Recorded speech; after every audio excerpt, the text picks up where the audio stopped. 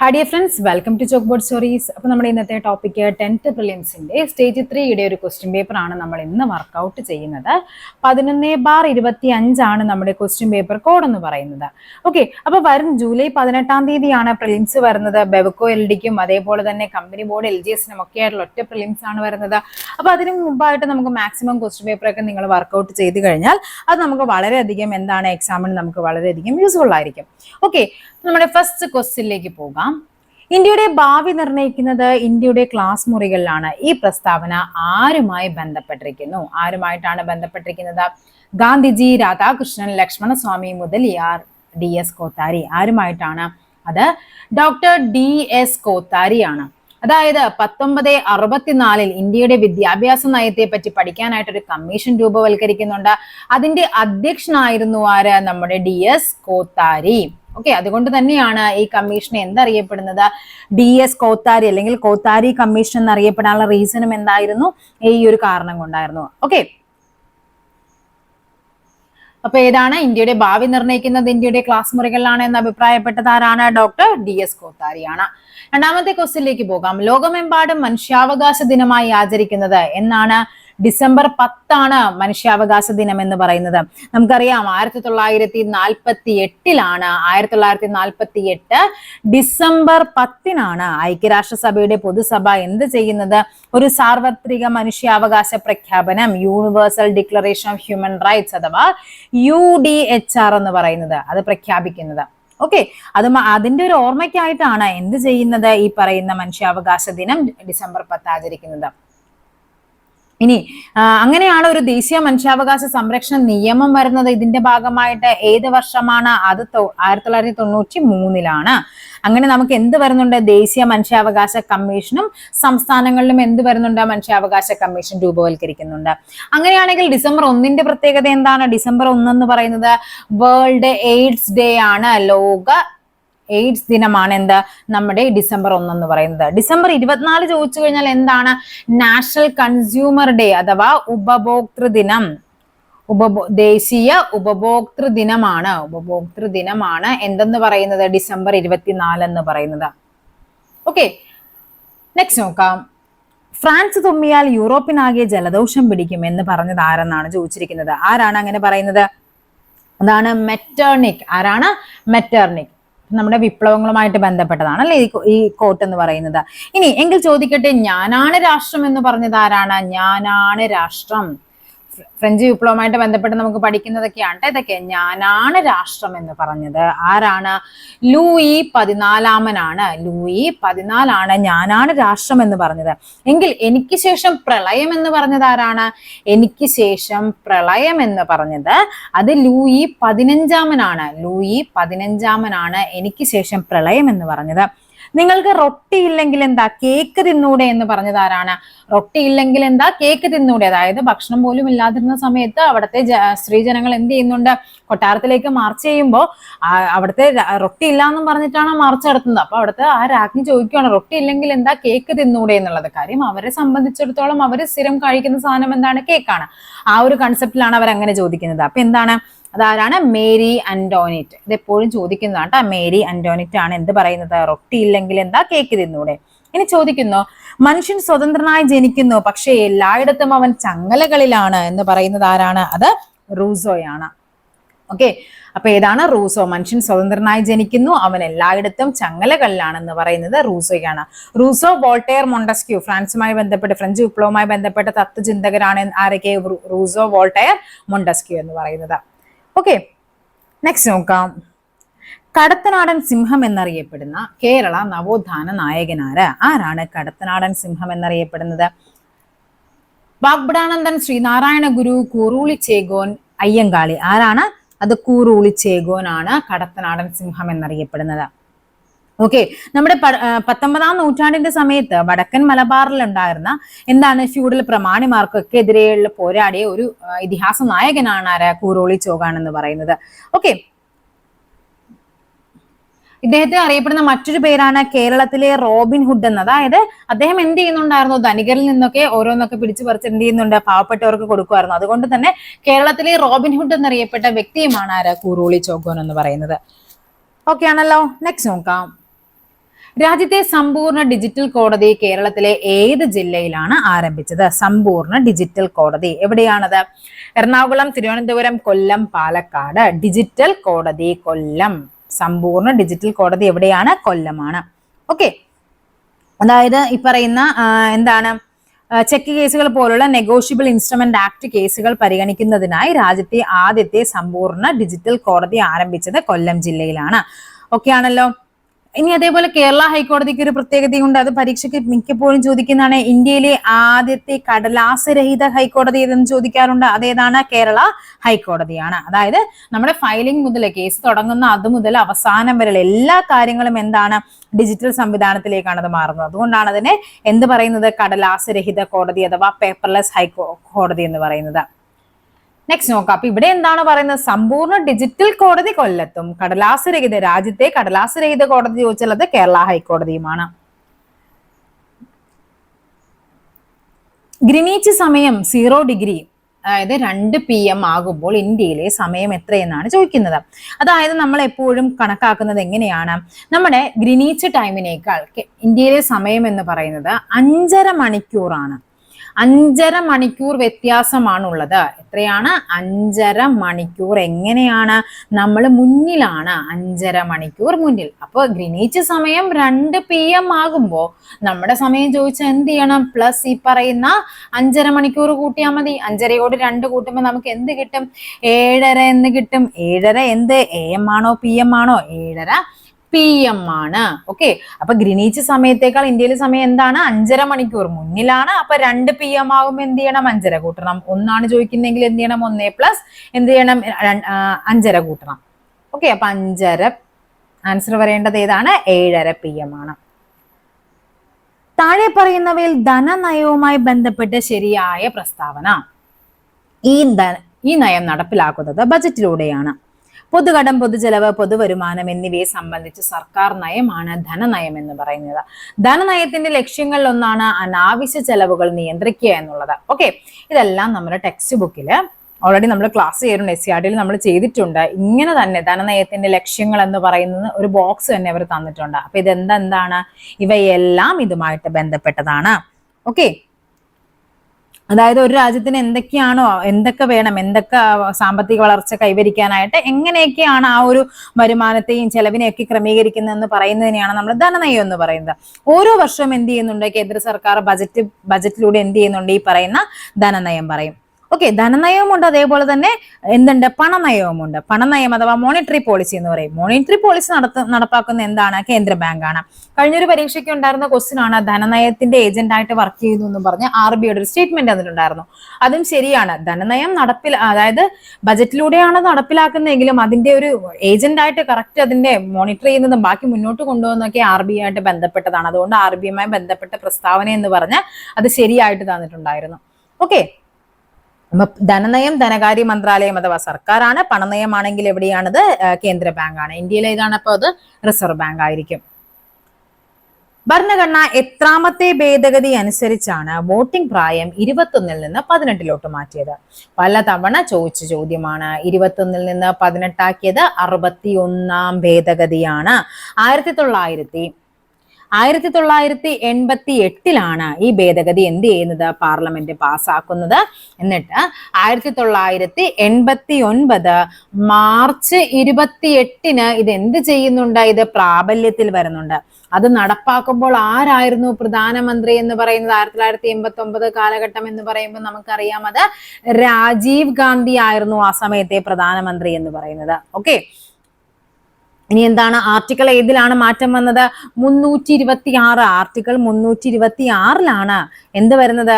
പ്രായപൂർത്തി വോട്ടവകാശത്തെ പറ്റിയൊക്കെ പറയുന്ന എത്രയാണ്? ആർട്ടിക്കിൾ 326 അപ്പൊ ആ ഒരു ഭേദഗതി വരുന്നപ്പോ ഏതാണ്? 88 ഭേദഗതി പാസ്സാക്കും. 61ാം ഭേദഗതി അനുസരിച്ചിട്ട് വോട്ടിംഗ് പ്രായം 21 നിന്ന് കുറച്ച് എങ്ങോട്ടേക്ക് മാറ്റി? 18 മാറ്റി. അപ്പൊ 61ാം ഭേദഗതി ഇമ്പോർട്ടന്റ് ആണ്, പഠിച്ചു വെക്കുക. 42ാം ഭേദഗതിക്ക് എന്താണ് പ്രത്യേകത? ഇതിനെയാണ് അല്ലെ മിനി കോൺസ്റ്റിറ്റ്യൂഷൻ എന്നറിയപ്പെടുന്ന 42ാം ഭേദഗതിയാണ് അല്ലെ. ചെറു ഭരണഘടന എന്നൊക്കെ അറിയപ്പെടുന്ന 42 അത് ഏത് വർഷമാണ്?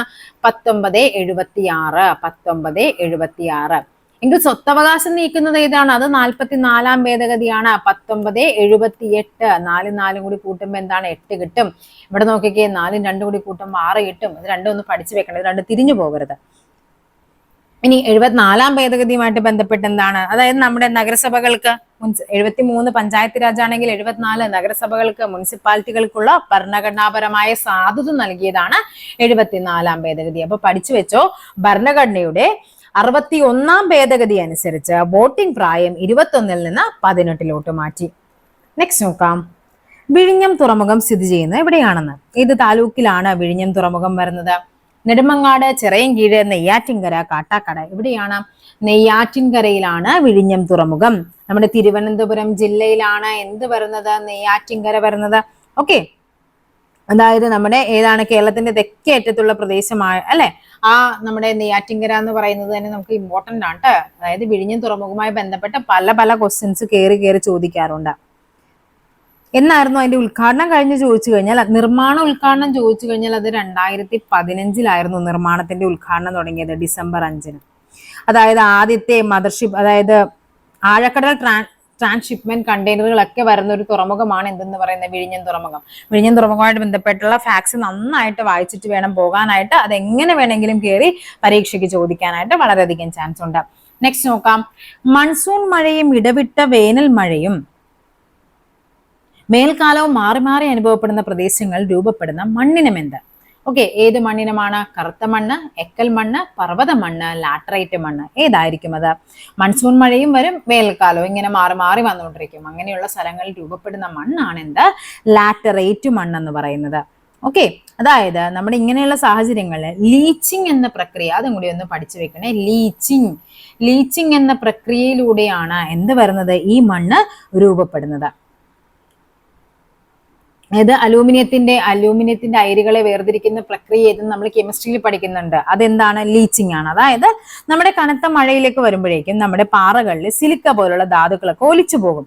എന്നിട്ട് എന്ത് ചെയ്യും? ഇരുമ്പിന്റെയും അലൂമിനിയത്തിന്റെയും ഒക്കെ ഓക്സൈഡുകൾ മാത്രമായിട്ട് വരും. അങ്ങനെയാണ് അവിടെ എന്ത് വരുന്നത്? അവിടെ ചുവപ്പ് നിറം വരുന്നത്. അപ്പൊ ഈ ലാറ്ററൈറ്റ് മണ്ണ് രൂപപ്പെടാൻ കാരണമായ ഒരു പ്രോസസ് ചോദിച്ചാൽ അത് പഠിച്ചു വെച്ചു, ലീച്ചിങ് ആണ്.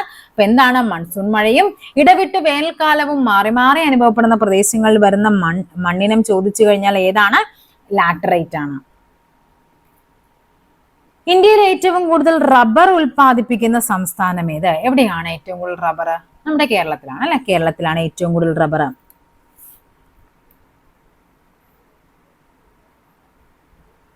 റബ്ബർ ബോർഡ് എവിടെയാണ്? നമ്മുടെ റബ്ബർ ബോർഡ് വരുന്നതും അതിന്റെ നമ്മുടെ കോട്ടയത്ത് തന്നെയാണ്. ഓക്കെ, അപ്പൊ അങ്ങനെയാണെങ്കിൽ ലാൻഡ് ഓഫ് ലാറ്റക്സിന്റെ നഗരം എന്നറിയപ്പെടുന്ന, ലാറ്റക്സിന്റെ നാടെന്നറിയപ്പെടുന്നതും ഏതാണ്? അക്ഷരനഗരി എന്നറിയപ്പെടുന്ന കോട്ടയം തന്നെയാണ് നമ്മുടെ എന്തറിയപ്പെടുന്നത്? ലാൻഡ് ഓഫ് ലാറ്റക്സ് എന്നറിയപ്പെടുന്നത്. പിന്നെ നമ്മൾ പഠിച്ചിട്ടുണ്ടല്ലോ, നമ്മുടെ എന്താണ്? സാക്ഷരത 100% സാക്ഷരത കൈവരിച്ച ആദ്യത്തെ പട്ടണം ചോദിച്ചു കഴിഞ്ഞാൽ അത് ഏതാണ്? അത് കോട്ടയമാണ്. ആദ്യത്തെ ജില്ല ചോദിച്ചു കഴിഞ്ഞാൽ അത് ഏതാണ്? അത് എറണാകുളമാണ്. ആദ്യത്തെ സംസ്ഥാനം ചോദിച്ചു കഴിഞ്ഞാൽ അത് കേരളമാണ്. ഈ കോട്ടയം കാണുമ്പോൾ നിങ്ങൾ തിരിഞ്ഞു പോകരുത്. കോട്ടയം പട്ടണത്തെയാണ് ആദ്യത്തെ 100% സാക്ഷരത ആയിട്ട് പ്രഖ്യാപിക്കുന്നത്. ഏതൊക്കെ വർഷമാണ്? 89, 90, 91. ഈ വർഷവും പഠിച്ചു വെക്കണം കേട്ടോ. അപ്പൊ ചോദിക്കുന്ന ഇങ്ങനെയായിരിക്കും, ഇന്ത്യയിലെ ആദ്യത്തെ 100% സാക്ഷരത കൈവരിച്ച ജില്ല ഏതെന്ന് ചോദിക്കുമ്പോൾ നമുക്ക് കോട്ടയം ഒരു ജില്ലയാണല്ലോ എന്ന് കരുതരുത്. കോട്ടയം പട്ടണത്തെയാണ് എന്ത് ചെയ്യുന്നത്? 100% സാക്ഷരത കൈവരിച്ചായിട്ട് പ്രഖ്യാപിച്ചിരിക്കുന്നത്. ഓക്കെ, നെക്സ്റ്റ് നോക്കാം. ഇന്ത്യയിലെ ഏറ്റവും വലിയ സ്വകാര്യ മേഖല ഇരുമ്പുരുക്ക് വ്യവസായശാല ഏതാണത്? അത് ടിസ്കോയാണ്. ടിസ്കോ, ടാറ്റ ഇരുമ്പുരുക്ക് കമ്പനി, ജംഷഡ്പൂർ. ടിസ്കോ. ഓക്കെ, നോക്കാം നമുക്ക് എന്തൊക്കെയാണ് അതിന്റെ പ്രത്യേകത എന്ന് പറയുന്നത്. ഇന്ത്യയിലെ ഏറ്റവും വലുതും ആദ്യത്തേതുമായിട്ടുള്ള സ്വകാര്യ മേഖലയിലെ ഇരുമ്പുരുക്ക് ശാലയാണ് ടാറ്റ ഇരുമ്പുരുക്ക് ശാല എന്ന് പറയുന്നത്. ടാറ്റ ഇരുമ്പുരുക്ക് കമ്പനി, ജംഷഡ്പൂർ എന്ന് പറയുന്നത്. ഓക്കെ ആണല്ലോ. ഇത് സ്ഥാപിതമായത് എന്നാണ്? 1907 ഇത് സ്ഥാപിതമാകുന്നത്. ആരാണ്? ജംഷഡ്ജി ടാറ്റയാണ് ഇതിന്റെ അല്ലെ, അദ്ദേഹമാണ് എന്ത് ചെയ്യുന്നത്? ഇത് സ്ഥാപിക്കുന്നത്. ഇനി ബൊക്കാറോ എന്താണ് പ്രത്യേകത? ഇന്ത്യയിലെ ഏറ്റവും വലിയ പൊതുമേഖലയാണ് ബൊക്കാറോ. നമ്മൾ പഠിക്കുന്നതാണല്ലേ ബൊക്കാറോ. ഇതൊക്കെ ഇമ്പോർട്ടന്റ് ആണ് കേട്ടോ. ബൊക്കാറോ, അതേപോലെ തന്നെ റൂർക്കേല ഒഡീഷ, റൂർക്കേല ഒഡീഷ, പിന്നെ ബിലായ് ഛത്തീസ്ഗഡ്, ബിലായ് റൂർക്കേല, പിന്നെ ഏതായിരുന്നു ഒരെണ്ണം കൂടി വരുന്നുണ്ടല്ലോ, ബൊക്കാറോ. ബൊക്കാറോ എവിടെയാണ് വരുന്നത്? ഏറ്റവും വലിയ പൊതുമേഖല ഇരുമ്പുരുക്കുശാല, ഏറ്റവും വലിയ പൊതുമേഖല. ഇതെന്താണ് ചോദിക്കുന്നത്? ഏറ്റവും വലിയ സ്വകാര്യ മേഖലയാണെങ്കിൽ അത് ടാറ്റ ടിസ്കോയാണ്, ഏറ്റവും വലിയ പൊതുമേഖലയാണെങ്കിൽ അത് ഏതാണ്? ബൊക്കാറോയാണ്. റൂർക്കേല, റൂർക്കേല എവിടെയാണ്? ഒഡീഷ, റു ഓജ. ഇങ്ങനെ നമ്മൾ പഠിക്കുന്നുണ്ട്, റു ഓജ. എന്താണ് റു ഓജ എന്ന് പറയുന്നത്? റൂർക്കേല ഒഡീഷ ജർമ്മനിയുടെ സഹായത്തിൽ നിർമ്മിച്ചതാണ് റൂർക്കേല എന്ന് പറയുന്നത്. ഓക്കെ, ഇനി എന്താണ്? ബിച്ചറ, ബിച്ചറ ബിലായ് ഛത്തീസ്ഗഡ് റഷ്യയുടെ സഹായത്തോടെയാണ്. അങ്ങനെ അത് പഠിക്കാനുണ്ട് കേട്ടോ. ഇത് ഏതിന്റെ സഹായത്തോടു കൂടിയാണെന്ന് ചോദിക്കാറുണ്ട് മിക്കപ്പോഴും പരീക്ഷയ്ക്ക്. അപ്പൊ അതും കൂടി ഒന്ന് നോട്ട് ചെയ്ത് വെക്കണേ. നെക്സ്റ്റ് നോക്കാം.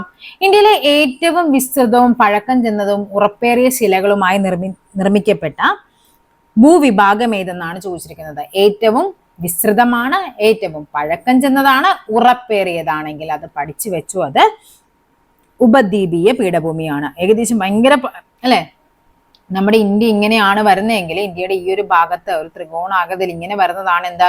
ഉപദ്വീപീയ പീഠഭൂമി എന്ന് പറയുന്നത്. ഇവിടെയാണ് ഏറ്റവും പഴക്കം ചെന്നതായിട്ട് വരുന്നത് കേട്ടോ.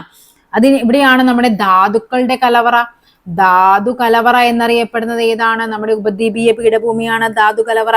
ഈ ഒരു ഇതുമായിട്ട് ബന്ധപ്പെട്ട നയൻത്തില ആ ഒരു സെക്കൻഡ് ചാപ്റ്റർ, അതായത് 1 to 6 വരെയുള്ള ചാപ്റ്റർ നമ്മുടെ ഇന്ത്യയുടെ ഭൂപ്രകൃതിയുമായിട്ട് ബന്ധപ്പെട്ടതാണ്. അപ്പൊ നിങ്ങൾ ഇന്ത്യൻ ജോഗ്രഫി പഠിക്കുമ്പോൾ ആ 9th ആ 6 ചാപ്റ്റേഴ്സും, അതായത് അതായത് പർവ്വതങ്ങളെ പറ്റി പഠിക്കുന്നത്, മഹാസമതലങ്ങള്, അതേപോലെ തന്നെ എന്താണ് ഉപദ്വീപീയ പീഠഭൂമി, തീരപ്രദേശങ്ങള്, മരുഭൂമികളൊക്കെ പറ്റി പറയുന്ന ആ ചാപ്റ്റേഴ്സ് നല്ല വൃത്തിയായിട്ട് പഠിച്ചു വെക്കണം. അതിൽ നിന്ന് ഒത്തിരി ഏറ്റവും കൂടുതൽ ക്വസ്റ്റ്യൻസ് വരുന്ന ഒരു ഏരിയ എന്ന് പറയുന്നത് ആ ഒരു ചാപ്റ്റേഴ്സ് നിന്നായിരിക്കും. ഓക്കെ, നെക്സ്റ്റ് ക്വസ്റ്റ്യൻ നോക്കാം. എന്താ പറഞ്ഞിരിക്കുന്നത് നോക്കിക്കേ. കേരളത്തിന്റെ കൊല്ലം മുതൽ കോട്ടപ്പുറം വരെയുള്ള പശ്ചിമ തീര കനാൽ ഏതെന്ന്. കൊല്ലം ടു കോട്ടപ്പുറമാണ്. റിപ്പീറ്റഡ് ക്വസ്റ്റ്യൻ ആണ് അല്ലെ. രണ്ടും കൂട്ടി നമുക്ക് ആൻസർ ചെയ്യാം. അത് ദേശീയ ജലപാത 3 ആണെന്നുള്ളത്. അതായത് കേരളത്തിലൂടെ പ്രധാനമായിട്ട് കടന്നു പോകുന്ന ഒന്നാണ് എന്താ? ദേശീയ ജലപാത 3 എന്ന് പറയുന്നത്. ഇനി നാഷണൽ വാട്ടർവേ 1 ഏതാണ്? നാഷണൽ വാട്ടർവേ 1 എന്ന് പറയുന്നത് നമ്മുടെ ഗംഗാ നദിയിലാണ്. അത് എവിടെ മുതലാണ്? നമ്മുടെ പ്രയാഗ്രാജ് മുതൽ ഹാൽദിയ വരെ, പ്രയാഗ്രാജ് ടു ഹാൽദിയാണ്. നാഷണൽ വാട്ടർവേ 2 ആണെങ്കിലോ അതാണ് ഏത്? ബ്രഹ്മപുത്രയില് സാദിയ ടു ദുബ്രി. സാദിയ ടു ദുബ്രി ആണ് national waterway. Sadiya to Dhubri ആണ് 2 എന്ന് പറയുന്നത്. ഇനി നാഷണൽ വാട്ടർവേ 3 ആണ് നമ്മുടെ കൊല്ലം ടു കോട്ടപ്പുറം പറയുന്നത്. ഇനി ഏറ്റവും നീളം കൂടിയത് ചോദിച്ചു കഴിഞ്ഞാൽ അത് ഏതാണ്? അത് നാഷണൽ വാട്ടർവേ 1 ആണ്. ഏറ്റവും നീളം കൂടിയത്, ഏറ്റവും നീളം ഏകദേശം 1620 കിലോമീറ്ററോളമാണ് ഉള്ളത്. ഇനി നാഷണൽ വാട്ടർവേ 3 എന്ന് പറയുന്നത് പശ്ചിമ തീര കനാൽ എന്നറിയപ്പെടും. അതേപോലെ തന്നെ ഏതാണത്? നമ്മുടെ 205 കിലോമീറ്റർ ആണ് അതിന്റെ ദൈർഘ്യം എന്ന് പറയുന്നത്. ഇനി നാഷണൽ വാട്ടർവേ 4 ഉണ്ട്. നാഷണൽ വാട്ടർവേ 4 എന്ന് പറയുന്നത് ഗോദാവരി കൃഷ്ണ നദികളിലായിട്ട് എവിടെ മുതൽ എവിടം വരെ? കാക്കിനടയെയും പുതുച്ചേരിയെയും തമ്മിൽ ബന്ധിപ്പിക്കുന്നു. കാക്കിനട ടു പുതുച്ചേരിയാണ് നാഷണൽ വാട്ടർവേ 4 എന്ന് പറയുന്നത്. അങ്ങനെയാണെങ്കിൽ നാഷണൽ വാട്ടർവേ 5 എവിടെയാണ്? അത് നമ്മുടെ മഹാനദി ഡെൽറ്റ നദീതടങ്ങളിലാണ്. എവിടെ? ഒഡീഷയെയും പശ്ചിമ ബംഗാളിനെയും തമ്മിൽ ബന്ധിപ്പിക്കുന്നു. Odisha to Paschim ബംഗാളാണ്. ഓക്കെ ആണല്ലോ. അപ്പൊ നാഷണൽ വാട്ടർവേ 1 എന്ന് പറയുന്നത് ഗംഗയിലാണ്. എവിടെ മുതൽ എവിടം വരെ? പ്രയാഗ്രാജ് മുതൽ ഹാൽദിയ വരെ. ഏറ്റവും നീളം കൂടിയതാണ്, 1620 കിലോമീറ്ററോളം ഉണ്ട്. നാഷണൽ വാട്ടർവേ 2 എന്ന് പറയുന്നത് ബ്രഹ്മപുത്ര നദിയിൽ സാദിയ ടു ദുബ്രിയാണ്. ഏകദേശം 891 കിലോമീറ്റർ ആണുള്ളത്. ഓക്കെ, നാഷണൽ വാട്ടർവേ 3 എന്ന് പറയുന്നത് പശ്ചിമ തീര കനാലിലാണ്. എവിടെ മുതൽ എവിടം വരെ? നമ്മുടെ കൊല്ലം മുതൽ കോട്ടപ്പുറം വരെ. അതേപോലെ ഏതാണ്? നാഷണൽ വാട്ടർവേ 4 എന്ന് പറയുന്ന ഗോദാവരി കൃഷ്ണ നദീ തീരങ്ങളിലാണ്. കാക്കിനട മുതൽ പുതുച്ചേരി വരെ. എത്രയാണ് അതിന്റെ ദൈർഘ്യം എന്ന് പറയുന്നത്? 1078 കിലോമീറ്റർ ആണ്. നാഷണൽ വാട്ടർവേ 5 എന്ന് പറയുന്നത് ഒഡീഷ ടു പശ്ചിമ ബംഗാളാണ്. ഓക്കെ ആണല്ലോ. നെക്സ്റ്റ് നോക്കാം. ഇന്ത്യയുടെ ധാന്യപുര എന്നറിയപ്പെടുന്നത് ഏതാണ്? നമ്മൾ നേരത്തെ പറഞ്ഞു അല്ലെ. ഏതാണ് ധാന്യപുര? ഏതാണ്? ഉത്തരം മഹാസമതലമാണ്. ഓക്കെ, നമ്മൾ ഇവിടെ പറഞ്ഞിട്ടുണ്ടായിരുന്നല്ലോ. കണ്ടോ, ഇവിടെയും നമ്മൾ പറഞ്ഞു ധാതു കലവറ. അതേതാണ്? ഉപദ്വീപീയ പീഠഭൂമിയാണ്. ഇവിടെ പറയുന്നത് ധാന്യപുരയാണ്. ധാന്യപുര ഏതാണ്? അത് നമ്മുടെ ഉത്തര മഹാസമുദ്രമാണ്. ഓക്കെ ആണല്ലോ. അവിടെ എന്താണ് ധാരാളമായിട്ട്, അതായത് ഇപ്പറയുന്ന നമ്മുടെ ഗംഗ ബ്രഹ്മപുത്ര നദീതടങ്ങളിലേക്കുള്ള എക്കൽ മണ്ണ് ധാരാളമായിട്ട് അടിയുന്ന സ്ഥലമാണ് എന്ത് ഉത്തരമഹാസമതലം. അതുകൊണ്ട് തന്നെ അവിടുത്തെ മണ്ണെന്ന് പറയുന്നത് വളരെയധികം ഫലപുഷ്ടമുള്ളതാണ്. അതുകൊണ്ടാണ് അവിടെ എന്ത് ഏറ്റവും കൂടുതൽ കൃഷി ചെയ്യുന്നതൊക്കെ ആ ഒരു ഏരിയയിലാണ്. ക്വസ്റ്റ്യൻ നോക്കാം നമുക്ക്. ഭൂപ്രതലത്തിൽ നിന്നും ഭൗമോപരിതലത്തിന്റെ ചിത്രങ്ങൾ ക്യാമറ ഉപയോഗിച്ച് പകർത്തുന്ന രീതി ഏത് പേരിൽ അറിയപ്പെടുന്നു? ഈ ക്വസ്റ്റ്യൻ എന്ത് ചെയ്തിട്ടുണ്ട്? ക്യാൻസൽ ചെയ്തിട്ടുണ്ട്. കാരണം നമുക്കിതില് പഴയ ടെക്സ്റ്റ് ബുക്കില് 10th ഓൾഡ് SCERT 6ാമത്തെ ചാപ്റ്റർ ഇതിന്റെ പിക്ചേഴ്സ് ഉൾപ്പെടെ തന്നിട്ടുണ്ട്. നമ്മുടെ ടെക്സ്റ്റ് ബുക്കുകളെല്ലാം നമ്മുടെ ടെലഗ്രാം ചാനലിൽ അപ്ഡേറ്റ് ആയിരുന്നു. പക്ഷേ ടെലഗ്രാം ഇപ്പോൾ കുറച്ച് ദിവസമായിട്ട് ഓപ്പൺ ആവാത്തതുകൊണ്ട് എനിക്ക് ആ ഒരു പിക്ചർ ഇവിടെ ആഡ് ചെയ്യാൻ പറ്റുന്നില്ല. അപ്പൊ ഞാൻ എന്തായാലും ജസ്റ്റ് ഒന്ന് പറഞ്ഞു തരാം. അതായത് നമ്മൾ എടുക്കുന്ന പ്ലാറ്റ്ഫോം എന്താണോ അതിനെ ബേസ് ചെയ്തിട്ട് നമ്മൾ എന്ത് ചെയ്യുന്നുണ്ട്, ഇതിനെ എന്ത് ചെയ്യുന്നുണ്ട്, കാറ്റഗറൈസ് ചെയ്യുന്നുണ്ട്. അതിലെന്താണ് വിദൂര സംവേദനത്തെ കാറ്റഗറൈസ് ചെയ്യുന്നതിൽ ഒന്നാമത്തതാണ് ഭൂതല ഛായാഗ്രഹണം എന്ന് പറയുന്നത്. പിന്നെ വരുന്നതാണ് ആകാശീയ വിദൂര സംവേദനം. പിന്നെ വരുന്നത് ഉപഗ്രഹ വിദൂര സംവേദനമാണ്.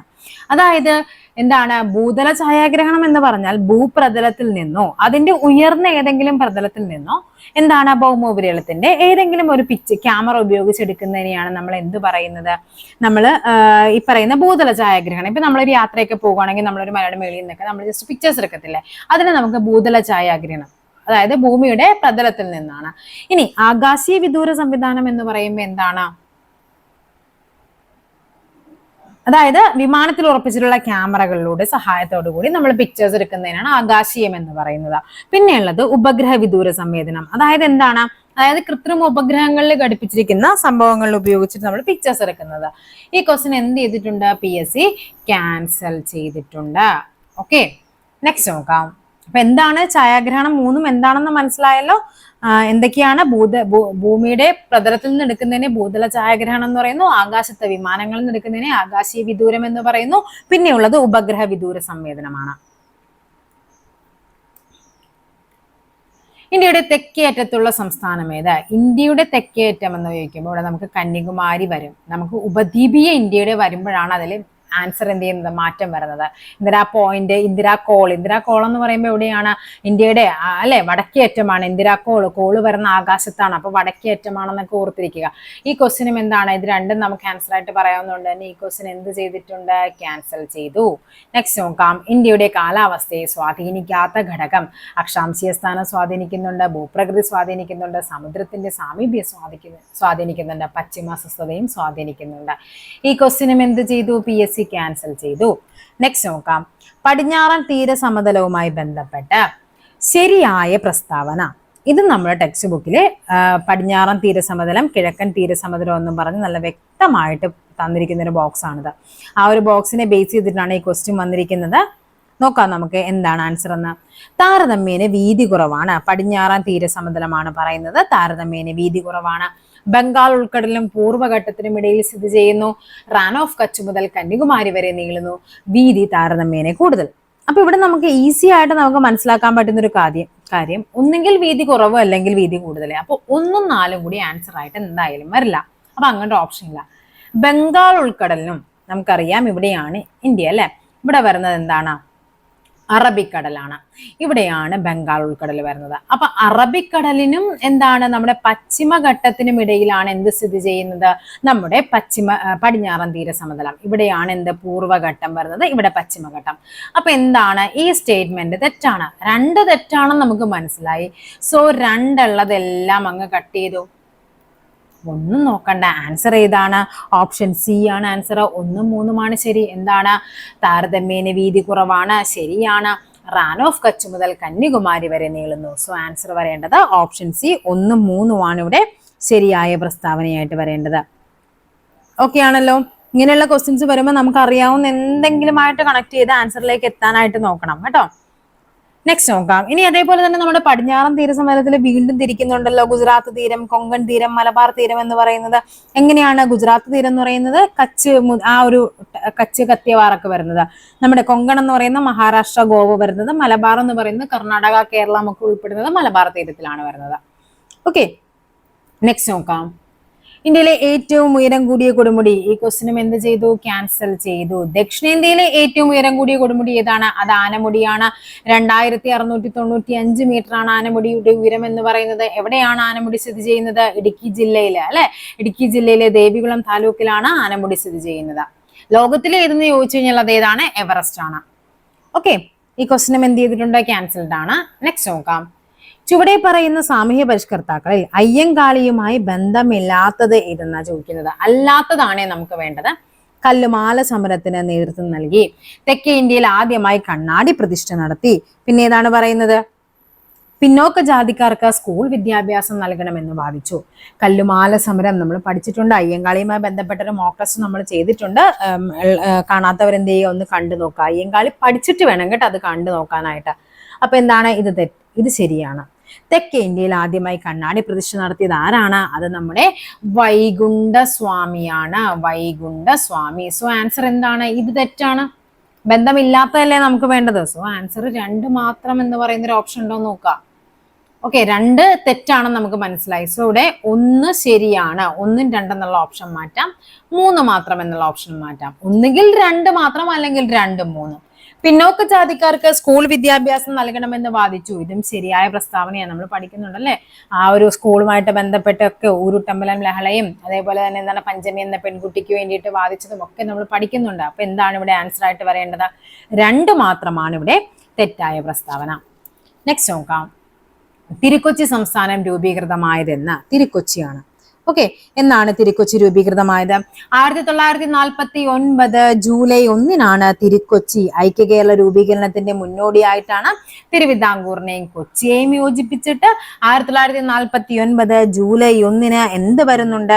ഈ പറയുന്ന നമ്മുടെ തിരുക്കൊച്ചി വരുന്നുണ്ട്. അങ്ങനെ തിരുവിതാംകൂറിലെ അവസാന രാജാവായിരുന്ന ശ്രീ ചിത്തിര തിരുനാൾ എന്ത് ചെയ്യുന്നുണ്ട്? തിരുക്കൊച്ചിയുടെ രാജ് പ്രമുഖനായിട്ട് സ്ഥാനമേൽക്കുകയാണ്. അപ്പൊ ആരാണ് തിരുവിതാംകൂറിലെ അവസാനത്തെ രാജാവെന്ന് ചോദിച്ചാൽ പഠിച്ചു വെച്ചോ, ശ്രീ ചിത്തിര തിരുനാളാണ്. ഓക്കെ, എവിടെയായിരുന്നു നമ്മുടെ ഈ പറയുന്ന തലസ്ഥാനം എന്ന് പറയുന്നത്? തിരുവിതാംകൂറും കൊച്ചിയും രൂപീകരിച്ച് തിരുക്കൊച്ചി ആയി. അതിന്റെ തലസ്ഥാനം എന്ന് പറയുന്നത് എവിടെയാണ്? തിരുവനന്തപുരത്തായിരുന്നു. ആരായിരുന്നു ആദ്യം മന്ത്രി എന്ന് പറയുന്നത്? മുഖ്യമന്ത്രി എന്ന് പറയുന്നത് പറവൂർ TK നാരായണ പിള്ളയാണ്. പറവൂർ TK നാരായണ പിള്ളയാണ് തിരുക്കൊച്ചിയുടെ ആദ്യത്തെ മുഖ്യമന്ത്രി എന്ന് പറയുന്നത്. ഓക്കെ, പിന്നീടാണ് എന്ത് വരുന്നത്? 1956 നവംബർ 1 എന്ത് വരുന്നു? കേരളം രൂപീകരിക്കുന്നതോടുകൂടി എന്താണ് ഈ പറയുന്ന ആ ഒരു തിരുക്കൊച്ചി എന്ന് പറയുന്ന ഇല്ലാണ്ടായി. എങ്കിൽ ചോദിക്കട്ടെ, 56 നവംബർ 1 കേരള സംസ്ഥാനം രൂപീകൃതമായി എന്ന് പറഞ്ഞു. അപ്പൊ ആദ്യത്തെ മുഖ്യമന്ത്രി പറവൂർ TK നാരായണ പിള്ളയാണെങ്കിൽ തിരുക്കൊച്ചിയുടെ അവസാന മുഖ്യമന്ത്രി ആരെന്ന് ചോദിച്ചാൽ അതാരാണ്? അത് പനമ്പള്ളി ഗോവിന്ദമേനോനാണ്. പനമ്പള്ളി, ഇത് ആദ്യത്തേത്. ഇതാരാണ്? ലാസ്റ്റത്തെയാണ്. പനമ്പള്ളി ഗോവിന്ദമേനോൻ. പഠിച്ചു വെക്കണം കേട്ടോ. അപ്പൊ തിരുക്കൊച്ചി സംസ്ഥാനം രൂപീകൃതമായത് എന്നാണ്? 49 ജൂലൈ 1 1917 ഗാന്ധിജി പങ്കെടുത്ത നീലം കർഷകരുടെ സമരം നടന്നത് എവിടെ? 1917 എവിടെയാണ് ഗാന്ധിജി സമരത്തിൽ പങ്കെടുക്കുന്നത്? ചമ്പാരൻ സത്യാഗ്രഹമാണ്. 1917 ചമ്പാരൻ സത്യാഗ്രഹവുമായി ബന്ധപ്പെട്ടതാണ് എന്ത്? തിങ്കാതീയ സമ്പ്രദായം. ചോദിക്കാറുണ്ട്, തിങ്കാതീയ സമ്പ്രദായം ഏത് സമരവുമായി ബന്ധപ്പെട്ടിരിക്കുന്നു?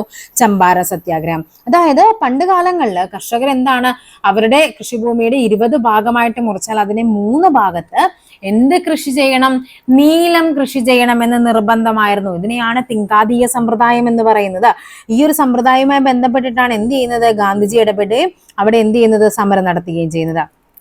എങ്കിൽ അഹമ്മദാബാദ് തുണിമില്ല് സമരം എന്നാണ്? അത് 1918. ഗേദ സത്യാഗ്രഹം എന്നാണ്? അതും 1918. എങ്ങനെയാണ് നമ്മളിത് പഠിക്കുന്നത്? അഹമ്മദിന്റെ ചാമ്പ കേടാണെന്ന് പറയും അല്ലെ? ചാമ്പക്കേട, അങ്ങനെ തന്നെ പഠിച്ചു വെച്ചോ. ഇതും 18, ഇതും 18. ചമ്പാരൻ മാത്രമാണ് എന്ത് വരുന്നത്? 17 വരുന്നത്. ഓക്കെ, നെക്സ്റ്റ് നോക്കാം.